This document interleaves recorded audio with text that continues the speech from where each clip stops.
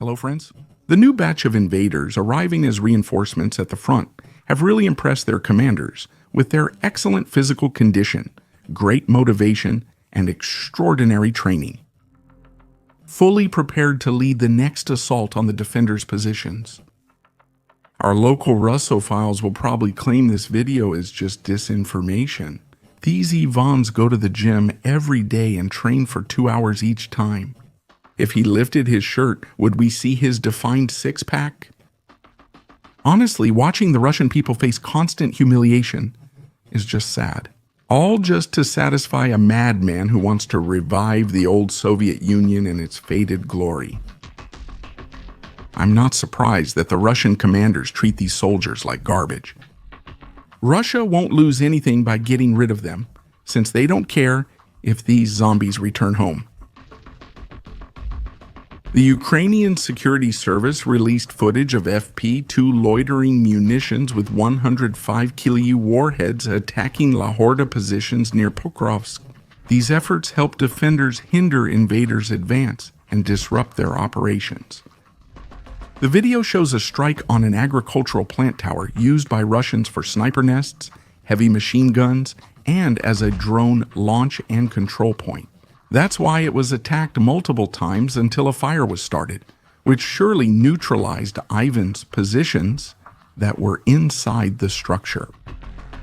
The Ukrainians' effort to destroy the position shows they urgently needed to demilitarize its occupants.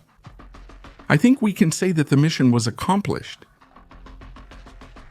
The next targets for the FP2 are a series of depots in the Donetsk region, where the invaders were storing attack and surveillance drones. Sala and Gerbera, which are essential for battlefield reconnaissance operations, for target identification, for artillery and air strikes, so it's always a good idea to get rid of them even when they're on the ground.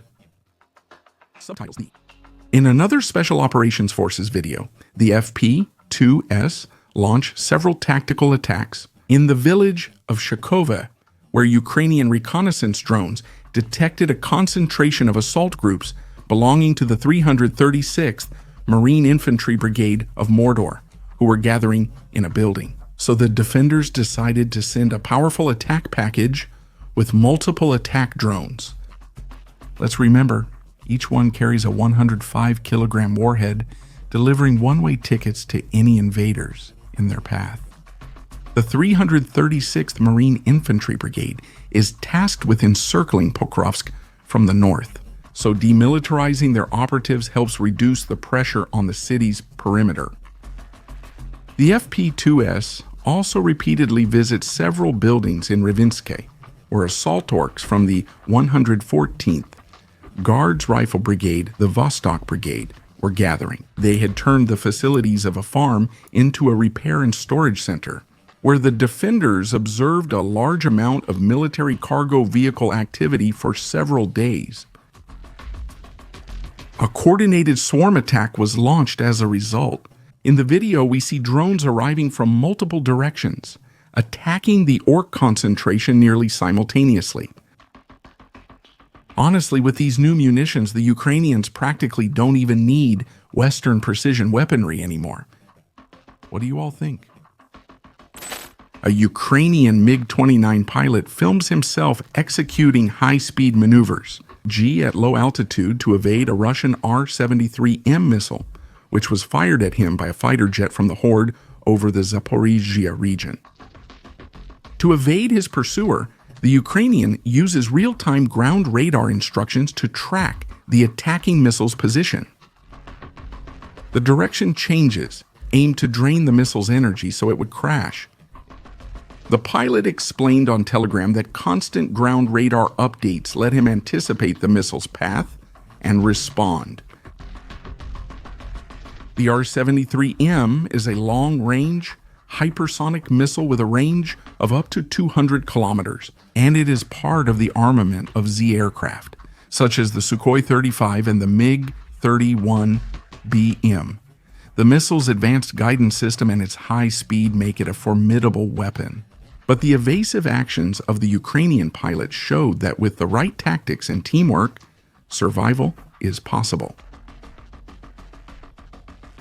On the direct sanctions front, during the early hours of November the 24th to 25th, the Russians from Oblast, Rostov, and Krasnodar enjoyed a remarkable light show, thanks to the defenders who launched a fierce coordinated attack on military, industrial, and energy targets. Real-time video from an aircraft flying 470 kilometers from the front. Interesting. This large incursion destroyed Russia's last A-60 airborne laser weapon testbeds. It was a highly classified prototype aircraft at the Beriev Aviation Complex in Taganrog. Rostov Oblast, located about 180 kilometers from the front, is the main Z center for the development, testing, and review of aircraft for special missions. Ukrainian sources say satellite images from November 22, 2025, confirmed that the A-60 had been moved from its storage location to the runway at Taganrog Airfield, adjacent to the Beriev facilities. This showed it was being reactivated, so the decision was to destroy it. The Ukrainian operation started just after midnight on November the 25th, launching long-range Bars attack drones at air defense systems and Neptune cruise missiles at main targets.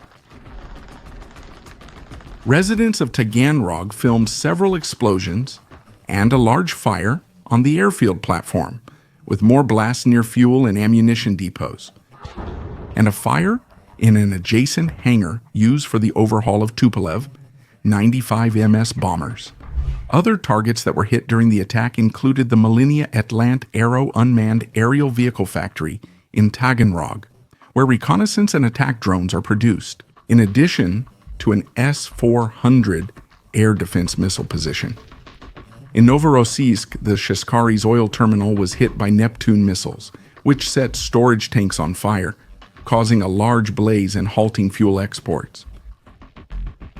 Neptune missiles damaged processing units at the Tuapse oil refinery in Krasnodar Krai, just as before. This will reduce Russia's fuel production for military operations.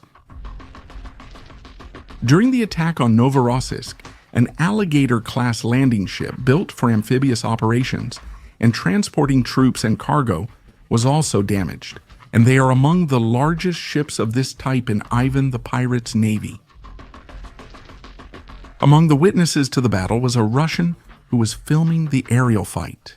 He documented how a La Horda anti-aircraft missile hit a house in his neighborhood. Definitely, that was a code brown in his underwear. It wasn't the only time Russian air defense intercepted one of their own buildings. In Donetsk, a Panzer anti-aircraft missile successfully destroyed a residential building. For those who want to see additional content, we invite you to subscribe to our Patreon, where for just $1, you'll have access to content from the war without censorship. All right then. Should Ivan give his orcs protein before sending them to the front? Leave your answer in the comments. Don't forget to like and subscribe to the channel.